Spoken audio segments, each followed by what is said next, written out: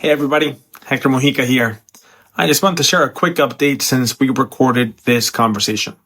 At the time, I was running for the US Senate here in Florida. Since then, I've made the decision to shift my campaign to run for Congress in Florida's 28th congressional district. That's most of Miami-Dade County and all the Florida Keys. And I want to explain why. This wasn't about stepping back. It's about stepping in where I can make the biggest impact. When we looked at the landscape, it became clear that a long, crowded Senate primary would drain time and resources, making it harder for any Democrat to be able to win statewide in November. In Florida's 28th, we have a real path to victory and a real opportunity to flip a seat and deliver for working families. And the issues are the same ones that we talk about in this episode, just closer to home and more urgent. The cost of living is too high, property insurance is out of control, and at the same time, we are staring down a major shift in jobs and opportunity with AI and technology. People want leaders who understand where the economy is going and who can actually do something about it. That's the work that I've been doing for the last 15 years and is exactly what I want to bring to Congress. I'm excited about this next chapter and grateful to be in the fight and appreciate all of you. I hope you'll enjoy this episode. Nonprofit and philanthropic leaders devote their lives to the service of others, but sometimes they need a little help. Kristine Michie has been deep in the work and the play of helping changemakers grow their impact for decades. So whether you're ladling soup at a local shelter or attending a UN peace conference, you need to find the balance between the heavy work and a light touch so you don't burn out. And Kristine believes play is at the center of that. Welcome to the Playful Podcast, bringing fun to the serious work of changing the world.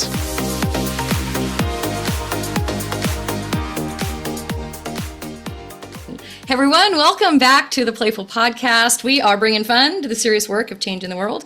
And we have a repeat guest on today, which is one of my favorite things. And that's, now we've been around 3 years, so this can start to happen. And we've got Hector Mujica joining us today, who is a repeat guest, but he's wearing a different hat, literally. For those watching on YouTube, you'll see he's got Hector Mujica for U.S. Senate. He is a candidate for U.S. Senate in Florida.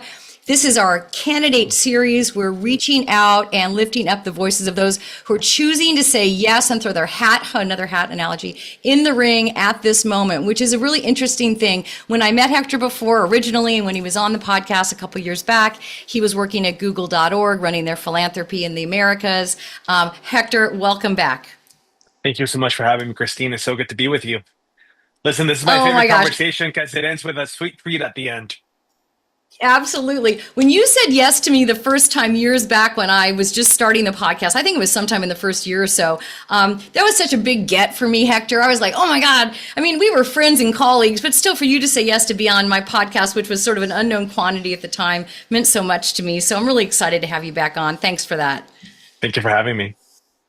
You bet. All right. So folks, as I just described, and I think this tees up the first question, why are you doing this? I mean, from outside appearances, that was a pretty awesome job you had. You were getting to give away Google's money around the world and help lift people up, which is something that I know you care about, especially in the Americas.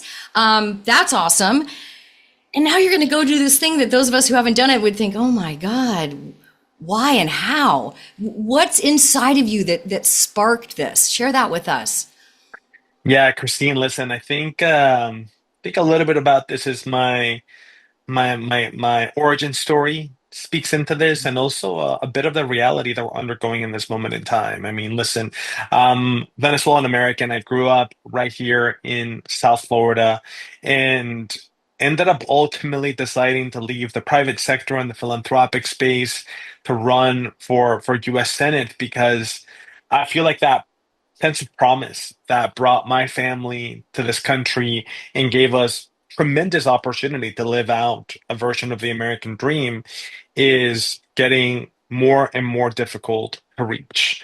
You know, my parents came to this country from Venezuela chasing opportunity and with the belief that if they stayed grounded in their values, if they worked really hard and that they could build a better life. And a better life they did build, and community really helped us find our footing. And that belief that if you work hard you can build a good life, that's really what shaped me, and the lens through which I see Florida, the lens through which I see America. And I spent my career at Google working on expanding that access to opportunity. And now I'm running because I see families across Florida working just as hard as my parents did, but falling further and further behind every single year.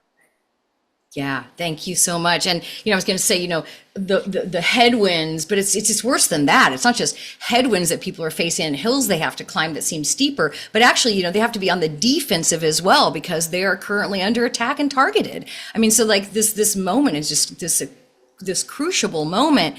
When you shared with me before about growing up in a home full of people you weren't related to who you guys were helping. That feels like that theme also pops up here. People on the podcast, and these are all the folks I hang out with, so lucky me, I feel like there's people who don't see problems beyond their own. There's people who see problems beyond their own and think they hope someone's working on it. And then there's people who see the problems and go, what am I going to do? And you're that kind of guy. Tell me a little bit more about that, how that resonates. Yeah, I mean, listen, I grew up in a household where my dad's an ordained Christian minister, and a lot of the lessons that I was taught early on were lessons that I think Washington is missing right now. There were lessons around loving your neighbor. There were lessons around doing unto others as we would have them do unto us. There were lessons around never turning your back on people in the margins. And one of the stories that I know I've shared with you before, Christine, and one of the stories that I tend to share a lot on the campaign trail when I was growing up, one of the more vivid memories that I have of my upbringing was being in a really crowded home, was being in a really, really bustling home. And that wasn't because we had a massive family. I have two siblings. There were five of us at the house. But really because my parents would make our home like a spot, a welcoming spot where people that were coming to this country for the first time, whether it was asylum seekers, whether it was refugees, people that were experiencing temporary homelessness, people could come to our home, and my parents would provide a roof over their heads and space on our kitchen counter. And of course, I absolutely hated this as a kid growing up. I wanted nothing more than to have my own space and to not be crammed into a small room with my siblings. But again, little did I know the lessons that my parents were instilling in me around the fact that community big sacrifice, and there's a give and take, and that loving your neighbor is not a sign of weakness. It's truly how you build community and how you build a nation. And all of that has all those lessons have informed every professional decision that I've made in my career. They also informed my decision to run for Congress. And one of the I speak a lot about kind of the range of inflection points, and that led me to this ultimate decision. I think we're, as a country, going through the convergence of multiple inflection points. We're going through an inflection point democratically. So still a nation of laws. It's a rule of law still first and foremost, or do we opt in and opt out as convenient? We're going through an inflection point culturally and socially. Do we see one another as fellow human beings? Do we see one another first and foremost as fellow Americans, or do we see each other as political rivals and potentially even as political enemies if we happen to fall on different sides of the political spectrum?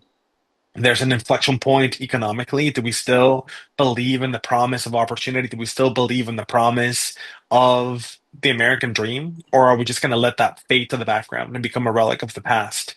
And all of this, and this is kind of the space that I grew up in, so I might be biased, but I really would argue that all of this is being deeply augmented and accelerated by the technological inflection point that we're going through, right? I mean, artificial intelligence seems to be the new household term nowadays. And quite frankly, these technologies are deeply consequential, and they're going to reshape how we live our lives, how we interact with one another, how we learn, how we generate value. And I think this moment demands a new type of leadership that can help us that can help usher our society into this new technological inflection point. One inflection point that I would argue is not only the most consequential technology of our lifetimes, but it's the most consequential technology of humans' existence to this date. Yeah. Yeah, I feel like we look back and we think about things that happened before our time that were fork in the road moments for society, for the country. This, I don't know, maybe One everybody of them. felt this every time when the wheel was invented and all the different things, but it feels like it'll never ever be the same again. It's so completely transformational and a little scary. Okay, so I want to make sure we're going to talk about voter access. We're going to talk a little bit more about AI. We can talk a little bit about the war. That doesn't sound like a very fun subject, but it's probably important to touch on that because we are currently involved in a conflict overseas. In Florida, you're running for U.S. Senate. You've got a primary first and then the general. And even though the primary comes first, and that's mostly, talking to Democrats about the Democratic primary, I know every day when you walk out your door, you're thinking about all of Florida, all Floridians, right? You're not in your mind dividing up who you're going to talk to and who you care about and who your message is for. How can play, let's bring that in, how can play, joy, love, build bridges with those who you're going to encounter? They might come right up to you and tell you they don't like what you're doing at all, right? Or people that audiences you seek to be in front of because you want to gain a different perspective and you want to expose them to your message. How do you you're kind of a twinkle in the eye kind of guy. You seem like you kind of glass half full, you kind of round up in your spirit. Tell me how that's been beneficial and how you've used that. Listen, I think play is actually one of the most underrated ways that we build connection across differences. When you're engaging in the lightheartedness of play, whether it be we just had the World Baseball Classic here in South Florida a few less than a week ago, a couple days ago. It wrapped up with the final, and I must say I was very torn. It was the final game was Team USA against Team Your Venezuela, two and Team countries. Venezuela Yeah. ultimately won. So I felt like it was a win-win for me either which way. But listen, I think about it when we think about sports, when we think about games, when we just think about human connection. You're not showing up as a Democrat or Republican, you're showing up as a person, right? And what I have found is that trust doesn't start with agreement, it starts with connection. And it starts with those Mm, moments where you see each other as human beings first, right? I spoke about that inflection point that we're going through yeah. as a country, and I think we've lost a lot of that in our politics. We have lost that sense of community, that sense of obligation, that sense that we owe each other something. Everything is so serious, everything is so divided, so transactional. But when people share space, when they share joy, when they share laughter, it begins to break down walls in a way that arguments never will. Yeah. I was reading something recently. America wasn't born out of agreement, it was born out of disagreement.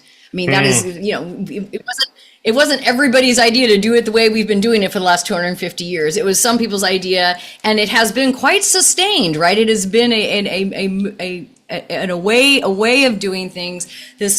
But the dream of the pluralistic democracy, right? This multi-ethnic lived experience from all over the world, this magnet of America, all of that stuff, which you've described, your family was magnetized, right? Was drawn to. That seems to be, it seems like I was going to say under threat, maybe, but like, I still think it's what we hold inside of us. I think most of us, I think it's a common denominator. I think it's kind of human, right? These things you were describing, love your neighbor as yourself, do unto others. These are the basics. This is like that book, What I Learned in Kindergarten, way back when. These are the main simple lessons. Are you able to, because they're simple and kind of, I believe, like core human dignity kind of things, are you finding that there's a way to deliver that message and have people come together around, like, do you believe and love your neighbor as yourself? That's what we're up to. That's what we want to be a part of yeah. that. Yeah, tell me about how those sort of simple slogans, quote unquote, can have big power. Listen, I think leading from a place of faith and bringing in a faith perspective can be really powerful in the electoral ecosystem right now. When I think about the conversation we were just having about play through the faith perspective. I think play is one of the most overlooked ways that we live out that calling to love our neighbors. Um, Yes. because when you're playing, when you're laughing, when you're just engaging in community building, when you're sharing in a moment of joy, you're not seeing someone again as a label. You're seeing them as a person. You're seeing them as a human being. You're seeing it's almost an equalizer in a sense, right? Yeah. And that's where grace has room to show up. I think it's harder to judge someone or dismiss them when you've connected with them in a real human way. And I think we've lost a lot of those spaces in our country, right? I would argue that we are in a really precarious moment in time, socially and culturally, because we have lost these spaces that bring us together. I mean, church attendance is at an all-time low. People are no longer participating in community centers and community groups and intramural sports and what have you. Like all those things have declined, I would argue, with a direct correlation, by the way, to Mhm. the advent of these devices, right? And Right. um, I remember recently listening to someone that was drawing the correlation that, the biggest competitor to Instagram is not TikTok, and the biggest competitor to TikTok is not YouTube.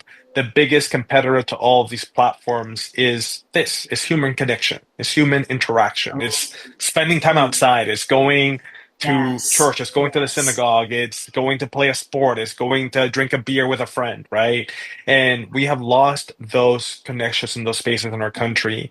And I think the simple shared moments that remind us that we belong together are key. And if we want to heal some of the division that we're feeling, it's not just going to come from better arguments, it's going to come from rebuilding those Mm. moments of connection. Because at the end of the day, loving your neighbor doesn't start in politics, it starts with relationship.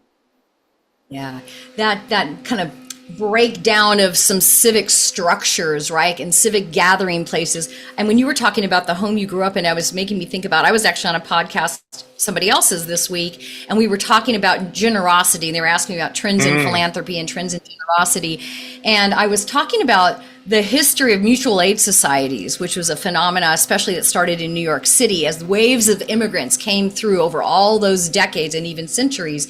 The people that were waiting to welcome those new arrivals from the place they were from created these informal networks of support. And in New York, it's interesting because that kind of turned it into it. Now it's kind of borough by borough. No matter where you're from, if you're from Brooklyn, you got something going on with other people from Brooklyn or the Bronx, etc.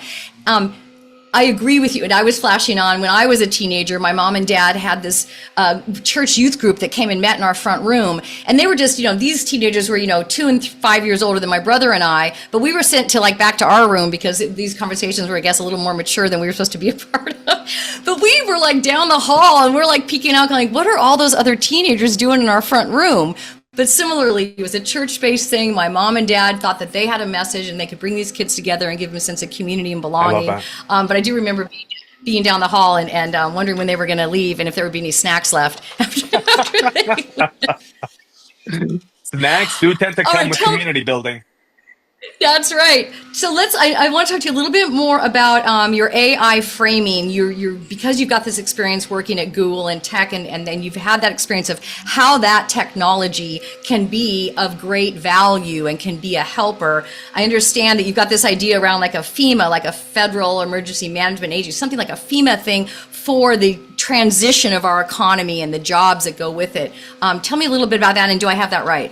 Yeah, listen, I think when it comes to artificial intelligence, I think this is going to be we're going through one of the most consequential moments in American history. We're going through one of the most consequential moments in our society.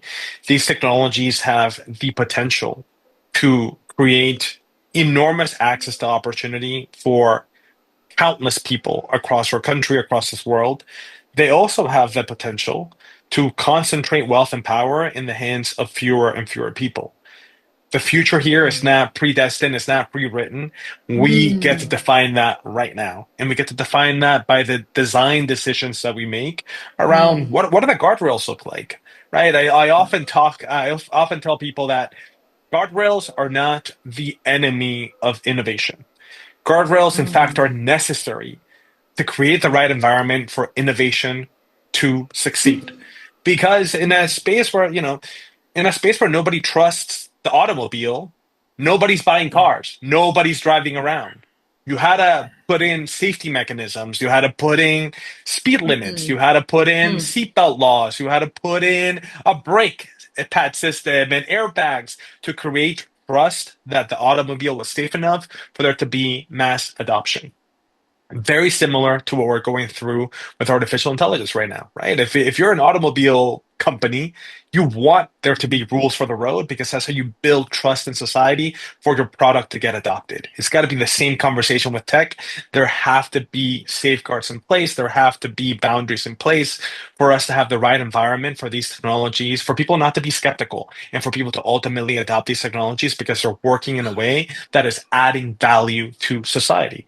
And the way that I tend to think about this, I mean, we just put out an entire policy framework around how do we protect people, how do we empower workers, and how do we make sure that America remains competitive and at the forefront of the AI revolution. I think those three elements are critically important. When it comes to the empowering the workforce angle, that's where I've been spending a lot of time thinking about this through a parallel that Floridians know all too well. We are a state that's deeply prone to hurricanes. We know that storms are going to hit the state. We just don't know when. We don't know what magnitude. We don't know what part of the state they're going to hit. So what do? We prepare. We begin to stage resources across the state of Florida. We harden our homes. We fix building codes. We fix zoning, and we get ready for the eventual storm. Well, I think it's pretty similar to what's happening in the artificial intelligence space right now when it comes to the shifts that we expect in workforce and in the economy. We know there's going to be potentially some layoffs. We know there's going to be disruptions as a result of automation. So we need to prepare. We need to begin to actively think about how do we empower workers in real ways with real pathways to reskill and transition, and making sure that there's a warning system of sorts so that folks know it's coming, making sure there's a retraining and reskilling and reinsertion into the economy process, to a pathway to real jobs. That's also going to be necessary for folks to continue to add value and find meaning. And lastly, there needs to be some sort of economic backbone, right? There has to be some sort of economic safety net so that as potentially thousands, if not tens of thousands of people are being displaced across the country in different fields and different sectors, these folks are going to have that financial safety net to be able to upskill, retrain, and ultimately land in a new segment of the economy. The bills are not going to stop, right? Just because your job gets automated away because of artificial intelligence. So we have to be ready to support those individuals. I think that the scariest thing here is not technology itself; it's Americans being left on their own to face this new chapter. Yeah. Yeah, I love it. And I'm also thinking about the environmental consequences of AI and these big farms where these computers are, and the water it takes to keep them cool, and the energy it takes to run all these. I heard somewhere that, and I haven't checked this out, folks, so this is not one of those misinformation things, but I'd love to know if this was so, that every time we do a search, it's the amount of energy in water as a bottle of water, like a little plastic bottle of water. So I'm thinking about, like, if it's anything close to that, even if it's a cup of water, if I could not do that search and or grab a book and look something up in a different way, right? What am I paying attention to the consequences of my action, and how much I'd love more information about that. I'd love to know so I can make a conscious decision about how often I use the tool that is, surprising to me, become fairly ubiquitous, right? Even me, I'm like, oh, hey, I'll just do it that way this time. Listen, I was thinking about, yeah. Go ahead. I was just going to comment on AI data centers briefly. AI data centers are going to be a huge part of the future. But how we build infrastructure to sustain these emerging technologies is going to be critical. But how we build them matters just as much as whether we build them in the first place. I've been telling folks across that we should always be concerned when there's alignment and consensus from the extremes of the political spectrum. And right now you have folks like Bernie Sanders calling for a moratorium on data centers, and you have our governor in Florida, Ron DeSantis, calling for a moratorium on data centers. And my opinion, that is an abdication of leadership and an abdication of responsibility. We know these data centers have to be built. We know the U.S. has to lead when it comes to artificial intelligence. We know that we cannot subsume American leadership here, because if we don't lead, someone else will, and it won't be with our values. This is too consequential of a moment, too consequential of technology. But leadership isn't just about building the most powerful systems. It's about making sure that these systems actually benefit people, and they benefit workers, small business owners, and communities. I often say winning the AI race means nothing if Americans feel like they've lost. Yeah. Well, your comment about guardrails earlier is the same thing here when it comes to like how we build a data center, for example. And I'm thinking, living in California, we have the same thing like you have with hurricanes, we have with earthquakes. We know they're coming now. They don't have a season, unfortunately, so we have even more guessing about when they're going to happen, but they do happen. And we have building codes, we have guardrails that make it so that our buildings, withstand a pretty good amount of shaking, right? So same thing there. Let's go grab your ice cream. Let's come back and talk about voter access while we eat ice cream. Let's do it. All right. Definitely a topic we want to have ice cream for, right? Right, totally. So, folks, as you all know, Playful Podcast has the wonderful sponsorship support of Taharka Brothers, and they have been sponsoring us for almost all 3 years. Sometimes, however, depending on the day and the time and how quickly I get a podcast set up, we go to Ben & Jerry's, which has also been a sponsor of ours. And so today, Hector and I are both having some Ben & Jerry's. And they have, as you all folks know, they are a social justice, kind of based their founding in that. And so let's see what we got for ice cream. And editing team, we can pause there. Oh, here we go. Okay, so what flavor did you pick? I think I might have sent you this. I wonder if you picked it. I chose half baked. Oh my gosh. Half baked? Yes. All right. So let me read this, folks. This is chocolate and vanilla ice cream with gobs, and I love that word, gobs, of chocolate chip cookie dough and fudge brownie. All right. So, and this is the part where we eat with our mouths full, and we talk with our mouths full, and we eat and talk. Okay.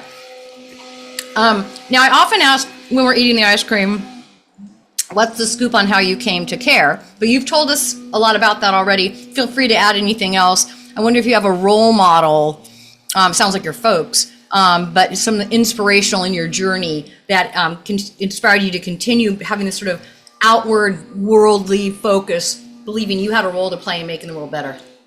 Listen, my parents have always made it a point in their lives to pay forward for what they have benefited so much from. And I think in many ways, they have really been role models of what it looks like to sacrifice for community and to put your best foot forward for other people. Maybe a little too much at times. My sister tends to joke around that my dad is too much of a people pleaser, and he doesn't know how to put up healthy boundaries. I don't know if that's necessarily true, but I do think there's something to be said about having that sacrificial posture, right? And I think there's something so Christ-like to that essence that in no small part has been a key element that has influenced so many decisions that I've made in my career and in my life. I love it. All right, take a bite because I'm having all the eating. When I got to see you recently, and you were talking a bit about your campaign and some of your positions and ideas, we talked about voter access, and there is this movement right now, and regarding voter access and ballot access.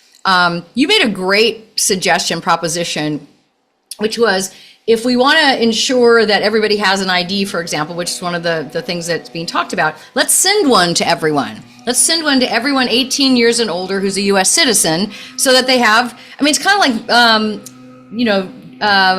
motor voter in California, right? When all of a sudden you kind of automatically got registered unless you opted out when you went to the DMV in California to engage with them in any of your business. is there a proposition like that currently on the table, and what do you think its prospects are? Listen, the policy that's currently on the table, the policy that's really being advocated and pushed by the administration, the policy that's being advanced right now by the Senate, the policy that my competitor in this race is really advocating for is called the SAVE Act. The SAVE Act aims to present as a voter integrity bill. They talk a lot about how can you be against voter ID, how can you be against voter integrity, and listen, I tend to agree with the sentiment that this is one of those areas where two things can be true at the same time. I believe election integrity absolutely matters. People need to trust that our elections are secure and fair. But at the same time, people need to be able to access the ballot without unnecessary barriers. Those two things have to go hand in hand. I would argue that right now there is no evidence of widespread mass voter fraud. So first of all, let's just address that reality. There's nothing that indicates that this is happening in massive scale. In fact, hyper conservative groups like the Heritage Foundation have found, I think in the last decade or two, only 77 cases where someone that wasn't a U.S. citizen has voted. Of course, it's never really weighed in pushing a presidential election or a national federal election in one direction versus the other. 77.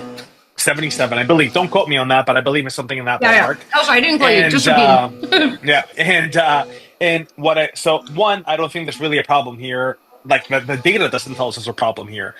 However, one thing is what the data tells us, and the whole other thing is what people believe. And if people truly believe that we have a voter integrity problem, and that we should have voter IDs, and that we should have a way for people to present themselves as U.S. citizens before they ultimately participate in the electoral process, well, then my argument is that access shouldn't suffer as a result. Yeah. We should make sure that if we really want to have people presenting voter IDs when they come to vote, well, then the onus should be on the government to provide everyone with a free voter ID. It should be on the government to mail those out to everyone. It should be on the government to make sure that whenever someone turns 18, or whenever somebody becomes a naturalized U.S. citizen, they receive in the mail for free whatever document they need to be able to vote and participate in elections. Because short of that, you are inherently enabling a poll tax. Right now, part of what the SAVE Act calls for is folks to have to present a U.S. passport, for example, as one of the forms of ID that that will make you eligible to vote. Half this country doesn't have a U.S. passport. Half this country is living paycheck to paycheck. A majority of people in the state of Florida cannot be just throwing out $150, $170, whatever a passport costs, just to be able to participate in the electoral process. We already have a lack of civic participation. Now we want to be adding additional barriers, including some that cost money. I think that's a big problem when it comes to access. And my concern is when policies, even well-intentioned, end up making it harder for eligible voters to participate, especially working families, seniors, or people who may not have easy access to documents like passports or birth certificates. Then we have to be honest about the trade-offs. And if we're not careful, we risk solving one problem while creating another.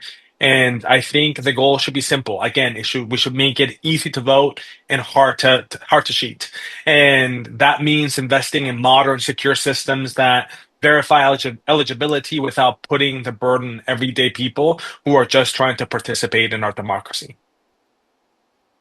And and this is all the opposite of love, joy, and play. Fear.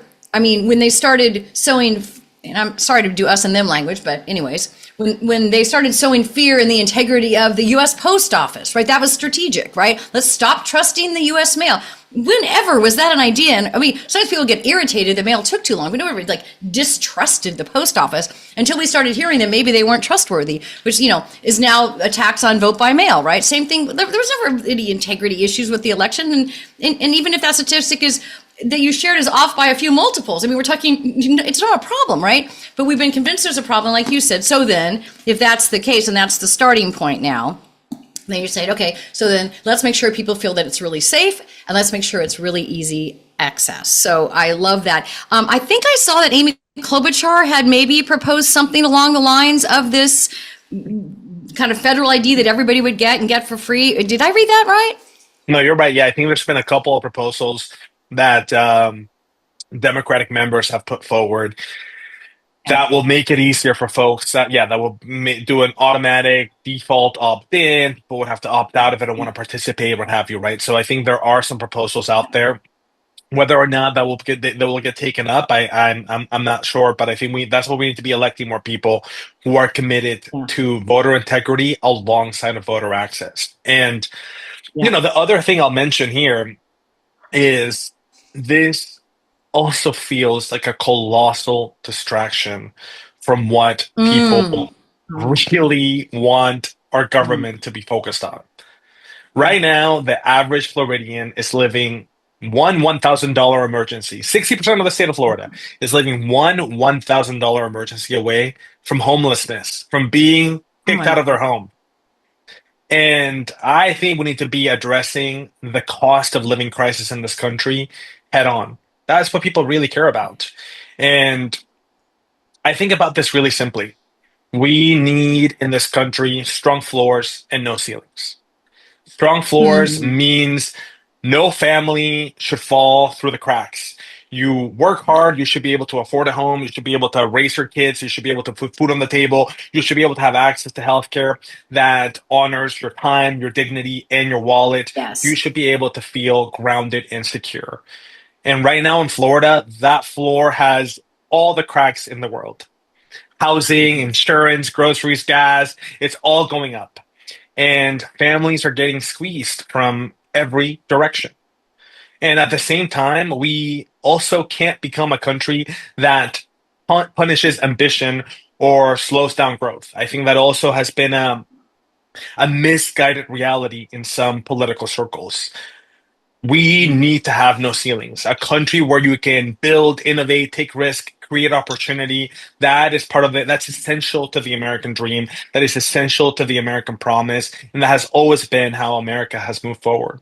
So as long as we can provide a strong floor and people are willing to play by the rules, there should be no ceilings, because those things are not in conflict. We have been told it's one or the other. Either you protect people or you grow the economy. I think that's a false choice. We can build an economy where people are protected and have the freedom to rise when we invest in people, especially as AI is going to continue to change jobs, but also make sure that America continues to lead in innovation. That's the country that I grew up believing in. That is the kind of country that I'm hoping we can rebuild.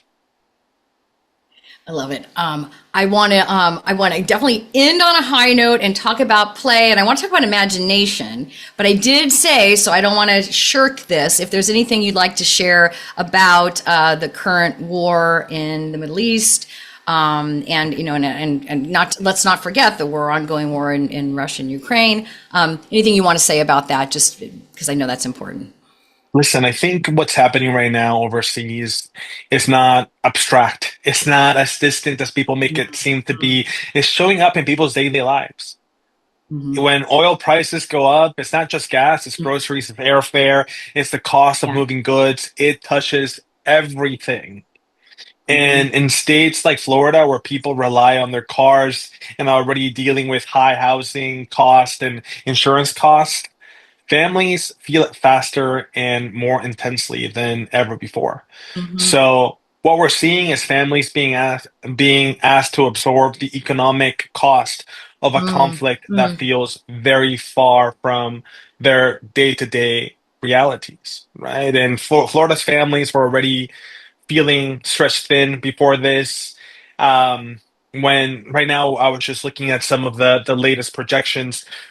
Gas prices in, I think, 7 counties across the state of Florida have gone over $4 a gallon. I know that maybe sounds low for folks in California, but sounds like a good deal in California, right? Yeah. For it's us $6. Floridians, that's a lot. Yeah. You all have exponentially higher taxes, but for us, that's a lot, right? So I think there's a reality of this around the economic nature of this moment and the implications for everyday working class, middle class families across the state of Florida. And then I think beyond that, there's also a basic question people are asking, which is, what's the plan? What does Right. success look like? How long is this going to take? And what is it going to cost American families? I think one of the early projections was $11 billion in the first week. So that means if Oh we my run God. at this for 3 weeks, we're going to be north of $30 billion. We just told, the US Senate just told the American people that we didn't have enough money to extend Affordable Care Act subsidies for another year. It would have Mm-hmm. cost roughly $30 billion to extend Mm-hmm. Affordable Care Act Mm-hmm. subsidies for another year. That was giving access to healthcare to 20 million Americans, a fourth of which, one fourth of which, are right here in the state of Florida. And now we're saying, hey, sorry, you're out of luck. You got to pay Right. 200, 300% more in your insurance rates. But by the way, we're going to go spend that same money that we don't have, by the way. We're still in debt, Right. almost over $30 trillion. But we're going to go spend that money that we don't have. Instead of making sure that the average American family has better access to better healthcare, we're going to go spend it in a foreign conflict. Right. That to A me war that just we does started on not a scare away. Saturday when we thought no one was, yeah, a war that we started on a Saturday when we thought people weren't paying attention. I think that doesn't Um, square away for the average Florida family. yeah, agreed. Okay, I'm actually glad we went there because that the pain of that is so well described by you right there. Now let's go to this imagination. What do you imagine? Everything that's ever happened has been imagined by someone, right? So you must have a good imagination if you can imagine that you can go make a difference. So imagine you getting there that first day, putting the key in the lock of the Senate office door or punching the code or whatever it is and starting this effort on behalf of the people of Florida and the people of the country. What do you imagine you'll be able to do and what do you want to be able to do? Listen, one of the things that I tend to talk a lot about is all these great ideas, all these great policies, they only matter if the people we're sending to Washington, the people we're sending to our state capitals are ultimately accountable to the Mm, people, not to special interests, not to big money, not to billionaires, not to corporations. So, what I imagine doing in the Senate is actually pretty simple. Not easy, but simple. It's helping fix mm, how our government works so it actually delivers for people again. Right now, a lot of Americans feel like the system isn't built for them, that it's yeah, too influenced by money, too focused on politics and partisan games and partisan showmanship, and not focus enough on solving real problems. And I think we have to take that seriously. So for me, that starts with accountability and transparency, making sure that people understand how decisions were made and who they're being made for. And it also means pushing reforms that reduce the influence of money in politics and creates more space for common sense solutions to actually move forward. I pray that there's a day where someone wants to run for US Senate, somebody wants to run for Congress, they don't have to dedicate such a disproportionate amount of time to fundraising because it's such an expensive endeavor. This should be more yeah, within reach. Like more people, there's yeah, plenty of talented Americans out there with the yeah. grit and the rigor and the good ideas that they can be contributing in that posture towards service. But right now, those people are getting locked out because of the reality of the financial needs of these elections and the outsized role that money, it's dark money, lobbyist money, corporate money plays in electoral outcomes. And I think we need to be fixing that. We need to be tackling things like the Citizens United decision head on. We need to be putting provisions that ensure that members of Congress are not doing insider trading with information that they gain on the House and Senate floor. We need to be making Congress accountable to the people once again. Right. I love it. And it is within reach. Many of the things you're talking about have happened before and have been eroded, and other things are still a part of our original ideal and we are still shooting for.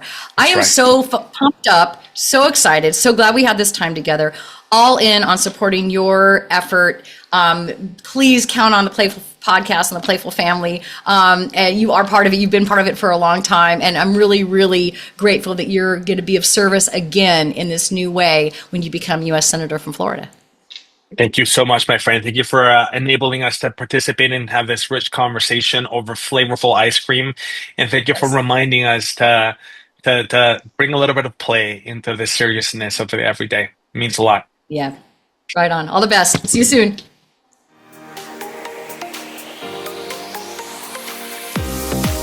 Hey, everybody. Thanks so much for listening to the Playful Podcast. If you enjoyed the show, please rate and review it on Apple, Spotify, or wherever you get your podcasts. And if you know of a leader or organization that's doing good in the world and you'd love to help us help them amplify their message, I would love to have them on the show. Go to the show notes and click there, or go to impactfulinc.com/contact. And that's impactful with 2 L's, inc.com/contact. And let us know who you're thinking about. Can't wait to see you next time.